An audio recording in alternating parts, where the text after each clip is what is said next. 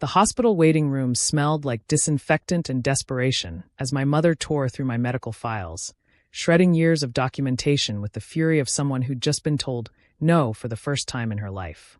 "You owe her your life, Amara," she screamed, paper fragments floating around her like confetti at the world's worst party. "She's dying, and you're sitting there being selfish." I sat calmly in the uncomfortable plastic chair, watching my birth mother, a woman I hadn't seen in 15 years, destroy the careful records I'd brought to prove why I couldn't be my sister's bone marrow donor. Not that she was interested in reasons. She never had been. "Mrs. Winters," Dr. Patel said firmly, "please stop destroying hospital property. Security is on their way." "Good." Mom whirled on him. "They can arrest this ungrateful brat for murder. Because that's what this is. She's murdering her sister." My sister Caitlin sat in her wheelchair, pale from chemo, but still managing to smirk at me with the same cruel expression she'd perfected by age 10. The same look she'd worn when she pushed me down the stairs and told our parents I'd jumped. When she'd burned my acceptance letter to art school. When she'd convinced our parents I was mentally unstable and needed to be institutionalized at 16. "I'm not murdering anyone," I said quietly. "I'm just not compatible." "Liar." My father spoke for the first time, his voice the same booming authority that had terrified me as a child. "You haven't even taken the test. You're just trying to punish us." I pulled out my phone and showed them the email from the National Marrow Registry. "I took the test 6 months ago when I first heard Caitlin was sick. I'm not a match." "Then take it again," Mom demanded. "Tests can be wrong. You're her sister. You have to be a match." "That's not how genetics works," Dr. Patel tried to explain, but they weren't listening. They never listened to anyone who contradicted their version of reality. "I'll sign whatever papers you need," I told Dr. Patel, ignoring my family. "For the more comprehensive genetic panel you mentioned." He nodded, looking relieved. "The results will be ready within the hour. It's a simple blood test that will definitively show." "She's lying about something," Caitlin interrupted, her voice weak but still sharp with malice. "She always lies.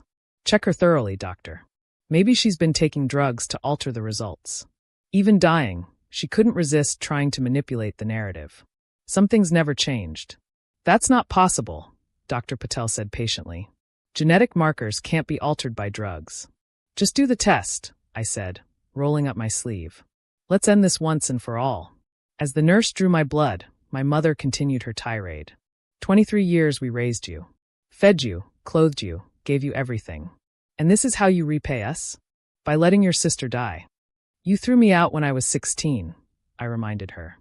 For reporting what Caitlin did to me. More lies. Dad bellowed. You were disturbed. Making up stories. We did what was best. You had me committed to a psychiatric hospital for 3 months, I said, my voice steady despite the memories threatening to surface. Because I finally told a teacher that Caitlin had been physically abusing me for years. Because I showed them the bruises, the scars. Because I had proof. Drama queen, Caitlin wheezed. Always playing the victim. The hospital records from my stay are public record, I continued. Including the psychiatrist's notes that I showed no signs of mental illness. That my injuries were consistent with physical abuse. That you had me committed to silence me. Ancient history, Mom dismissed. Your sister needs you now. Family helps family. Family. I tasted the word like something bitter. Is that what we were? When Caitlin broke my arm, accidentally 3 times. When she put bleach in my shampoo. When she told everyone at school I was adopted and my real parents were criminals. Childish pranks, Dad said. Kids fight. You're being dramatic, as usual. I looked at Dr. Patel. How long until the results? About 45 minutes now, he said, clearly uncomfortable with the family drama unfolding in his department. Perfect. I settled back in my chair. We'll wait. While she's dying, Mom gestured wildly at Caitlin. Every minute counts. If I'm not a match, every minute of arguing is wasted anyway, I pointed out. And if somehow the test was wrong before, we'll know soon enough. When I get better, Caitlin said, her eyes locked on mine, I'm going to make sure everyone knows what kind of person you really are. How you made me wait, made me suffer, just to be cruel. If you get better, I said mildly, which made her face contort with rage. The waiting was almost peaceful, in a way. My family alternated between threats, guilt trips, and revisionist history. I scrolled through my phone, occasionally correcting their more egregious lies, but mostly just existing in their chaos without letting it touch me. It had taken years of therapy to reach this level of detachment, but it was worth every session. Security arrived after 20 minutes, but Dr. Patel asked them to wait. The test results will resolve this situation, he assured them. You know what I think? Mom said suddenly. I think you've poisoned her mind against us. Therapists, probably. Filling your head with victim complexes and false memories. My therapist is excellent, I agreed. She helped me understand that being set on fire by your sister at age 12 isn't normal sibling rivalry. You were barely singed, Caitlin protested. And it was an accident. You posted on Facebook that you did it on purpose. I have screenshots. Fake, she said immediately, but her eyes darted away. Dr. Patel returned with several papers and an expression I couldn't quite read. I have the results. But first, I need to ask, Amara, are you aware of any discrepancies in your family history? My mother went very still. What kind of discrepancies? The genetic panel shows something unusual, he said carefully. Amara, you're correct that you're not a compatible bone marrow donor for Caitlin. But the reason is unexpected. Just say it, I said, though something in my mother's face made my heart race. You're not biological sisters, Dr. Patel said. In fact, there's no genetic relationship at all. Not half-siblings, not cousins. No blood relation whatsoever. The silence that followed was deafening. I looked at my parents, at the people I'd called my parents, and watched the color drain from their faces. That's impossible, Dad said, but his voice lacked its usual conviction. The test is conclusive, Dr. Patel said. I ran it twice to be sure. I laughed. I couldn't help it. The sound bubbled up from somewhere deep inside, a mix of hysteria and vindication and sudden, crystal-clear understanding. Oh my God, I said. I'm adopted. I'm actually adopted. And you never told me. Don't be ridiculous, Mom said, but her hands were shaking. Caitlin used to tell everyone I was adopted. I continued, the pieces falling into place. She'd say my real parents were criminals, that you took me in out of charity. I thought she was just being cruel. But she knew, didn't she? She knew the truth. Shut up, Caitlin hissed. That's why you always treated me differently.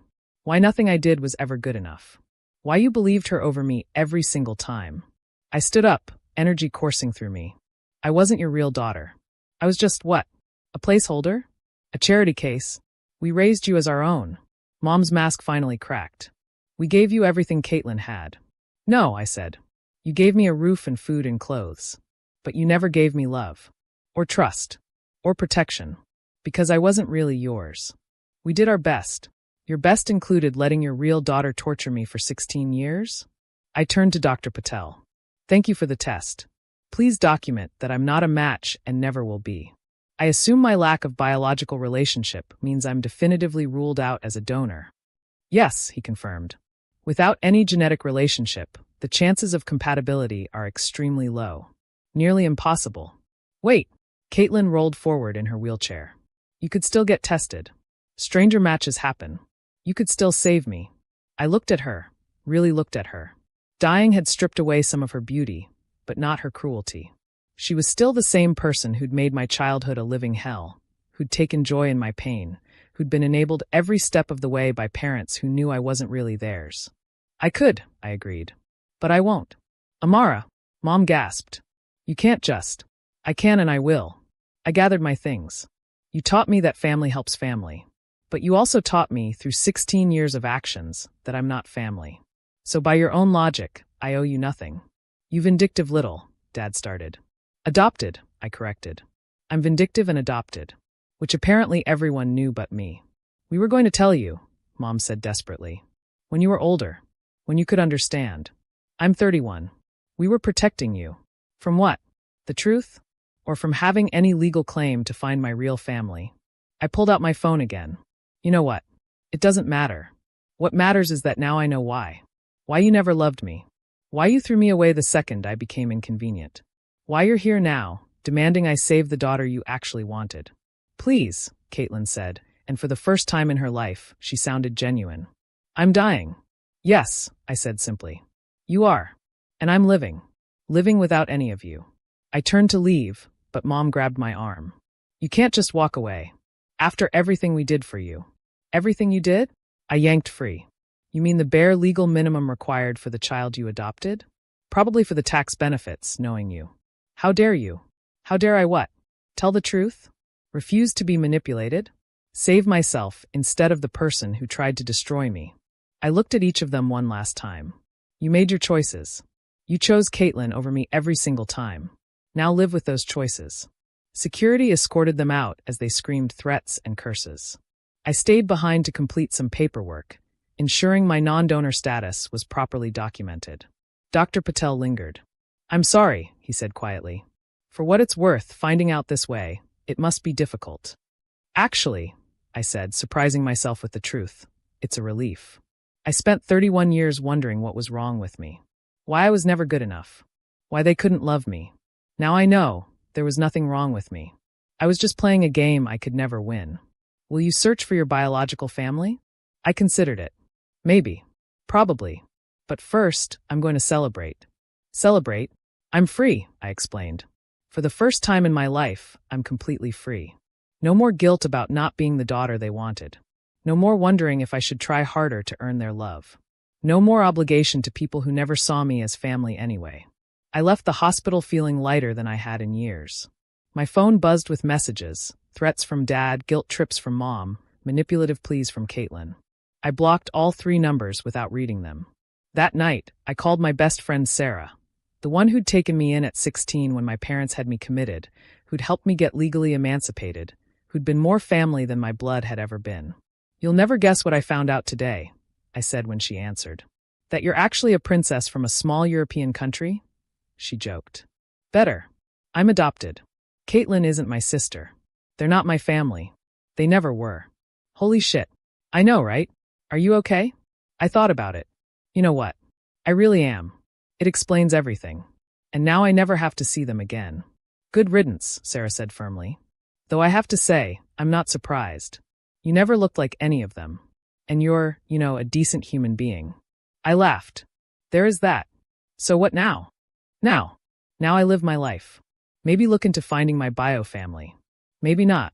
But definitely live without apologies or guilt or any sense of obligation to people who never wanted me in the first place. 6 months later, I got word through mutual acquaintances that Caitlin had found a donor. A stranger match, ironically. She survived, though the ordeal had apparently changed her. Some said she was softer, kinder. Others said she was just better at hiding her nature. I didn't care enough to find out. My parents tried reaching out through various channels. Letters, emails, messages through relatives I didn't know I wasn't related to. I ignored them all. They'd made their position clear for 31 years. Nothing they said now would change that. I did eventually request my adoption records. Turns out I wasn't adopted as a baby, but at age 2, after my biological parents died in an accident. There were no other relatives to take me. My adoptive parents had been friends of friends, unable to have more children after Caitlin and looking for a tax break. They got approved despite concerns from the social worker about their motivation. The records included my birth name, Luna. My biological parents had named me after the moon, hoping I'd bring light to dark places. In a way, I had.